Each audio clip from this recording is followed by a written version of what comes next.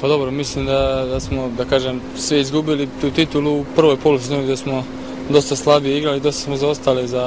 za Partizanom. U drugoj polusezoni doveli smo dosta dobrih pojačanja, mladih igrača, reprezentativaca i mislim da smo pokazali da imamo kvalitet i osvojili taj kup i sigurno da u ovu sezonu moramo još jače da uđemo, sigurno mnogo bolje nego što smo to uradili prošle godine i nadamo se najbolje. Pa dobro, to svaka ekipa mora da prođe pripreme, mora da prođe taj da kažem teži period fizički i svi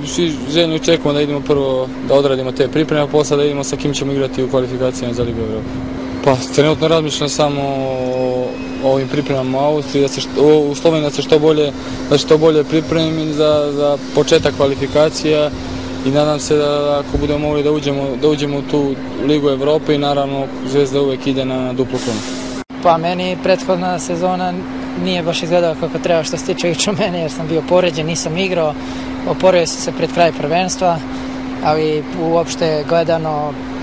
osvojili smo jedan trofej kakav god daje trofeje, što je za nas mnogo bitno. Sad sa novim igračima, opet sve ispočetka, nove pripreme i nadamo se bolje. Sigurno je da će uvek nešto novo uglavnom doprinese nečem boljem. Sad tek su došli, ja lično ne znam ni kakvi su igrači, ni tek treba da se i pokažu i da vidimo kad krenu te utakmice, tako da što se meni lično tiče, ja mislim da će biti bolje.